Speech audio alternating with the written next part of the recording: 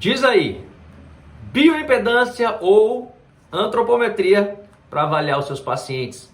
O que você pensa? Qual que é a vantagem de um, qual que é a vantagem de outro? Precisa fazer um ou só um dos dois? Precisa fazer os dois ou só um dos dois funciona? Bom, galera, vamos começar um pouquinho sobre isso. Eu sou João Paulo Mendes, sou nutricionista, tenho aí 15 anos de estrada fazendo avaliação dos meus pacientes e posso afirmar para vocês, sem medo de errar, que sim, existe vantagem em um dos dois e eu vou mostrar isso para você agora, aqui, até o final desse vídeo, beleza? Vamos nessa! O que acontece, gente? Tanto a antropometria quanto a bioimpedância, elas têm o mesmo objetivo, avaliar a composição corporal do nosso paciente. Enfim, a gente sabe que se a gente faz a avaliação ali simplesmente peso e altura, a relação IMC, né, o índice de massa corporal, a gente tem um dado muito falho. Por exemplo, eu tenho no meu dia a dia, no meu consultório, de verdade, pacientes que têm IMC de obesidade, né, mas que na verdade eles têm muita massa muscular e pouca gordura. É o caso dos meus fisiculturistas. E eu já tive pacientes que chegaram ao consultório com IMC de magreza, né, o IMC abaixo do ideal, do eutrófico, mas que na verdade tinham excesso de gordura e déficit de massa muscular. Então veja só, se eu atendo um paciente como esse, se eu atendo um paciente com IMC de magreza e não conheço a composição corporal do meu paciente, o risco que existe é de eu escolher o tratamento inadequado e gerar não só uma falta de resultado para o paciente, mas gerar para esse paciente, na realidade, uma piora do seu quadro de saúde, do seu quadro estético. Então vai sim muito além de dizer para o paciente, do paciente saber qual é a composição corporal dele. A gente tem a responsabilidade de fazer uma prescrição assertiva, de fazer uma prescrição, né, com a qual o paciente atinja o resultado. Então eu preciso entender quem é esse paciente e nesse aspecto faz parte conhecer a sua composição corporal. Então é sim, né, obrigação do nutricionista correr atrás dessas informações. Bom, existem sim esses dois métodos para fazer a avaliação. Tanto a antropometria quanto a bioimpedância são métodos validados. Tem trabalhos científicos mostrando, né, que podem ser utilizados e que tem serventia nesse aspecto. Mas existem diferenças entre esses dois métodos de avaliação. A primeira coisa é o seguinte. Quando a gente fala de avaliação física desse paciente, de avaliação da composição corporal, a gente precisa entender que todos os métodos comuns que a gente utiliza no dia a dia de consultório, eles são estimativas. O padrão ouro, o ideal para avaliação seria fazer DEXA, né? Só que DEXA exige um aparelho muito grande, muito caro, mas muito caro, e que ninguém tem em consultório. É um aparelho que geralmente existe em hospital, é um tipo, né, de ultrassom ali, né, que faz a avaliação. Não sei nem se é o método de ultrassom mesmo, mas enfim, faz uma avaliação por imagem, é algo diferente, mas que não é viável de ser utilizado no dia a dia de consultório. Simples assim. Ok, se a gente não faz por DEXA, a gente precisa de um método prático, o que a gente precisa na realidade é que ele seja replicável. Eu preciso que hoje eu avalie o meu paciente de uma forma. Na próxima avaliação, na próxima consulta, eu vou avaliar ele da mesma forma e vou comparar essas duas. Olha, aqui pessoal, ele estava desse jeito, agora ele está desse outro jeito aqui. É isso que eu preciso fazer. É assim que eu faço a avaliação. É uma avaliação comparativa. Beleza? E aí é que eu trago a questão, talvez o ponto principal dessa conversa aqui. Se é uma avaliação comparativa, se eu preciso entender em que, né, como o meu paciente estava e como ele vai estar ou como ele ficou depois da intervenção, eu preciso avaliá-lo sempre com os mesmos parâmetros, da mesma forma. Ok? Então, ponto 1. Reprodutibilidade é talvez o fator principal da avaliação. Desde que você faça, e para ter reprodutibilidade você precisa fazer sempre nas mesmas condições, com o mesmo protocolo de avaliação, usando, né, os mesmos aparelhos, de preferência sendo feito pelo mesmo avaliador. Pronto. Chegamos a um ponto aí importante de entendimento, que é o seguinte. Sim, a antropometria ela é infinitamente mais reprodutível do que a bioimpedância, tá? A grande questão é que a bioimpedância ela depende de um aparelho que muitas vezes é caro. Existem vários aparelhos diferentes, mas hoje muitos aparelhos são domésticos. Então tem muito nutricionista utilizando aparelho doméstico no consultório, utilizando balança, né, aparelhos ali que são de casa, que a pessoa era para ter em casa, aparelhos que têm um custo baixo, que são acessíveis, mas que têm uma fidedignidade muito baixa, muito ruim.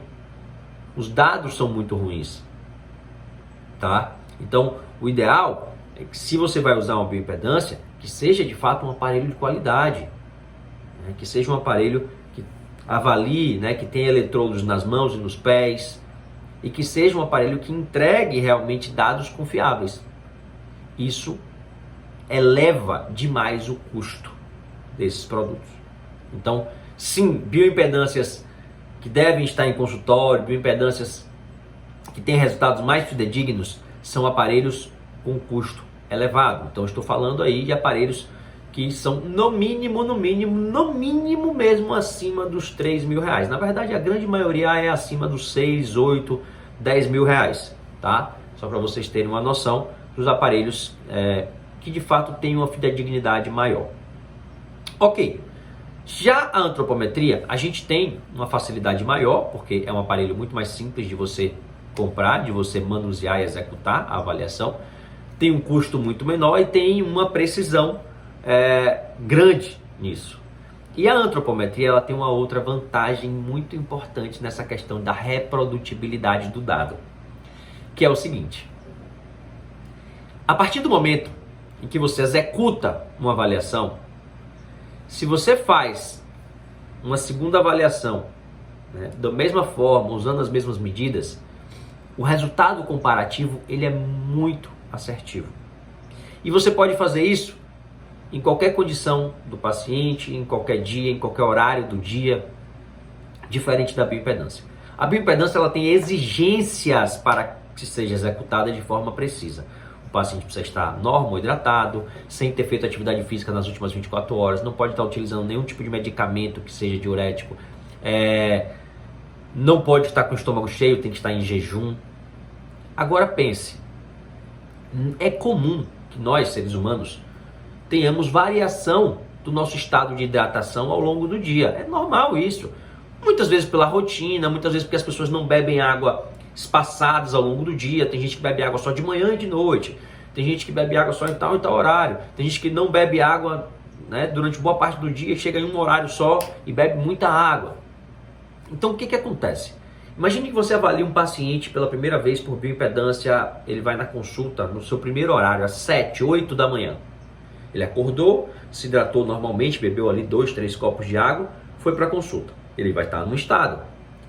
E aí no retorno, aquele paciente só conseguiu agendar um horário no final da tarde, no final do dia dele. Ele sai do trabalho e vai direto para o seu consultório.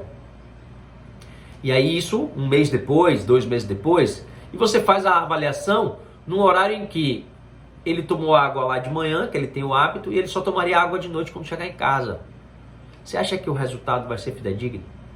Vai mudar completamente, porque o estado de hidratação do paciente muda completamente o resultado da bioimpedância. Se o paciente está ou não está com o estômago cheio, com alimentos no estômago ainda, muda o resultado da bioimpedância. Então você vai ter um resultado que não é preciso, que não é real.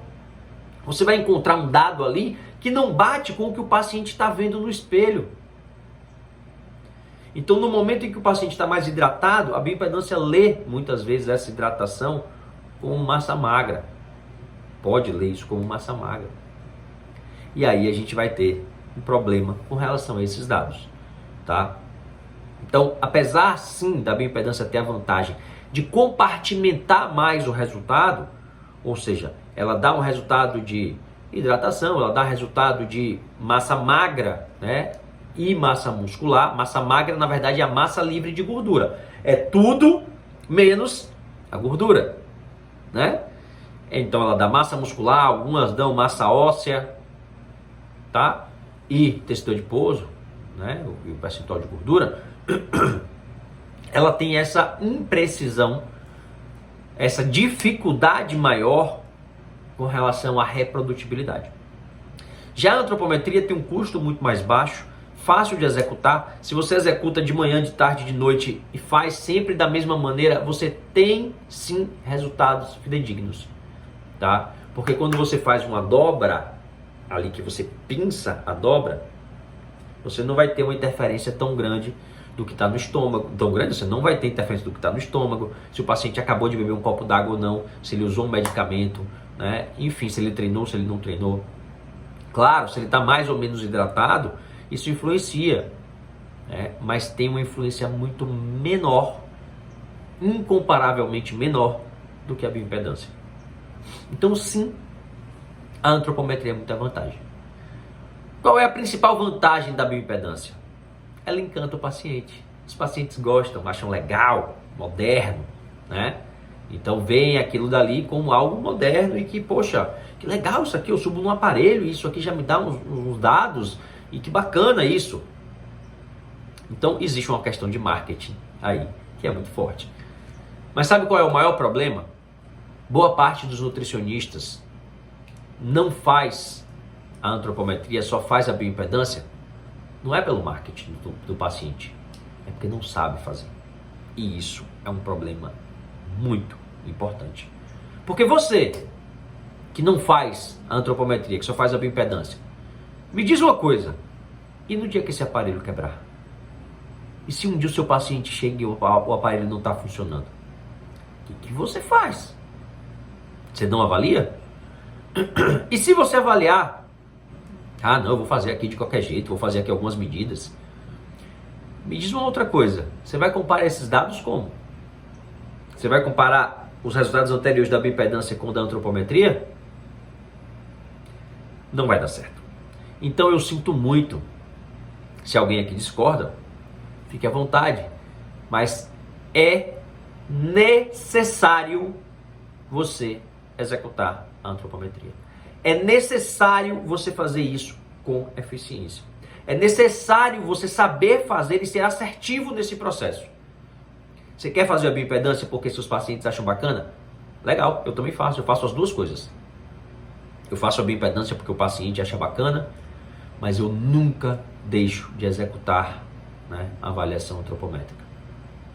Então, ela vai ser fundamental porque é baseado nela que eu escolho as estratégias nutricionais. É baseado nela que eu programo a periodização nutricional do meu paciente. É baseado nela, na evolução da antropometria, que eu consigo identificar se as estratégias que eu adotei, se o planejamento que eu criei para aquele paciente está funcionando, está dentro do que foi programado ou não.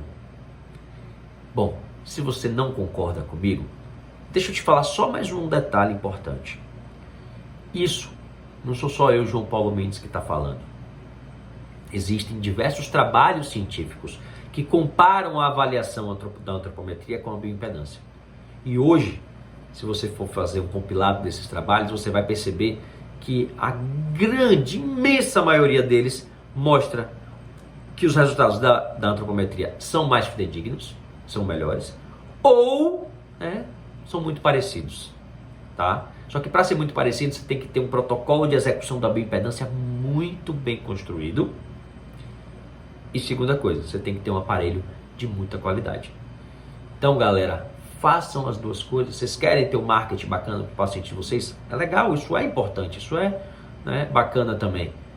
Mas sejam profissionais de qualidade. Entreguem de fato um trabalho de qualidade. Entreguem um serviço bacana.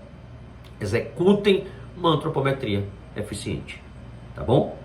Bom, para quem quer aprofundar mais, para quem quer dominar a antropometria e ainda não se sente seguro, para quem quer entregar mais resultado ali para o paciente, sabendo dos dados, porque se você não conhece esses dados, você nem consegue escolher corretamente, uma estratégia nutricional, eu tenho um grande convite para vocês conhecerem, tá? Um curso prático de antropometria, que é o meu curso online sobre antropometria, um curso em que eu gravei, galera, executando uma avaliação antropométrica em uma pessoa real e filmando cada detalhe desse processo de execução, para que vocês possam ver, rever, ver em câmera lenta e identificar exatamente como é que vocês conseguem executar uma antropometria eficiente, assertiva com precisão nos seus pacientes. O convite está feito, eu espero vocês lá, qualquer coisa é só chamar aqui.